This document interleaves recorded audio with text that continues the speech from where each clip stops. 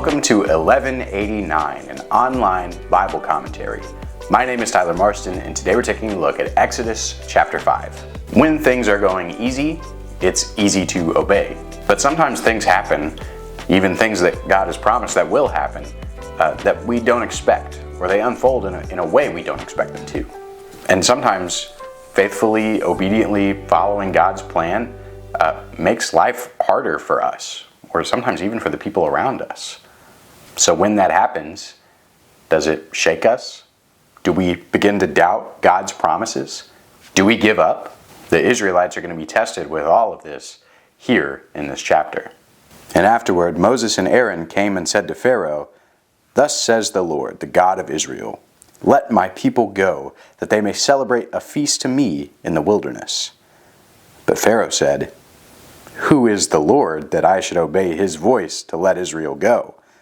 I do not know the Lord, and besides, I will not let Israel go." Moses and Aaron go to confront Pharaoh. They're doing what God has called them to do, but Pharaoh is not having it. He implies that he is greater than the great I am, the self-existent one. And he says he needs the Israelites more than their God does.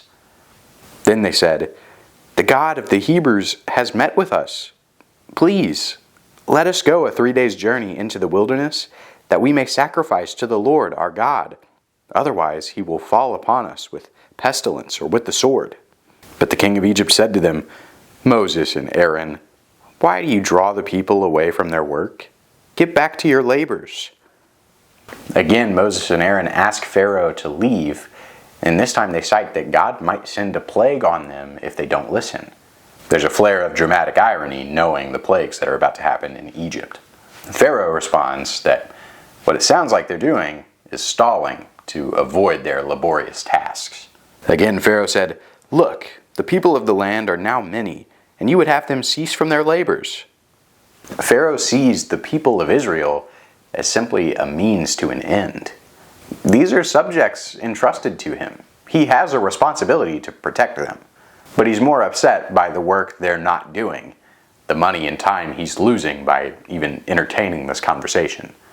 So the same day Pharaoh commanded the taskmasters over the people and their foremen, saying, "You are no longer to give the people straw to make their brick as previously.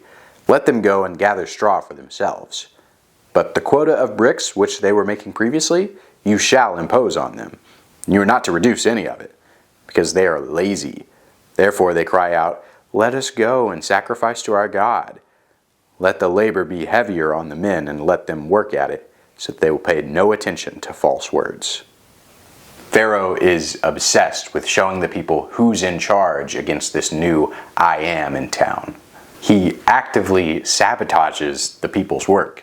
He instructs the taskmasters to force the slaves to find their own straw for the bricks they're making without decreasing the quota of the bricks that need to be made. So the taskmasters of the people and their foremen went out and spoke to the people, saying, "Thus says Pharaoh, I am not going to give you any straw. You go and get straw for yourselves wherever you can find it, but none of your labor will be reduced." So the people scattered through all the land of Egypt to gather stubble for straw. The taskmasters pressed them, saying, "Complete your work quota, your daily amount, just as when you had straw."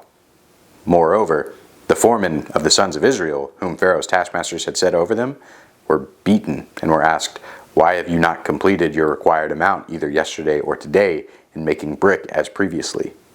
Now this is also ironic. I mean, it's terribly cruel to the Israelites, but it doesn't even benefit Pharaoh, who's getting the same amount of bricks as he was before. The Israelites really are literally being oppressed for no reason. The only reason Pharaoh is doing this is because he can, and because he can get away with it. He's trying to show them that he is more powerful than their God. Then the foremen of the sons of Israel came and cried out to Pharaoh, saying, "Why do you deal this way with your servants? There is no straw given to your servants, yet they keep saying to us, 'Make bricks.' And behold, your servants are being beaten, but it is the fault of your own people." But he said, "You are lazy, very lazy. Therefore you say, 'Let us go and sacrifice to the Lord.' So go now and work. For you will be given no straw, yet you must deliver the quota of bricks." The foremen of the sons of Israel saw that they were in trouble because they were told, "You must not reduce your daily amount of bricks." The foremen among the slave labor force go up and plead with Pharaoh, and they blame the taskmasters. And they've got a legitimate concern. Obviously they're being beaten, but Pharaoh isn't getting any more bricks than he was before. And they're trusting that Pharaoh will deal wisely with them. But just like the Pharaoh in chapter 1, this Pharaoh's wisdom is based in selfishness and in abuse. He's completely in charge of the terms set for the slaves, yet he blames them for being lazy and for wanting to worship God. When they left Pharaoh's presence, they met Moses and Aaron as they were waiting for them. They said to them, "May the Lord look upon you and judge you, for you have made us odious in Pharaoh's sight and in the sight of his servants, to put a sword in their hand to kill us."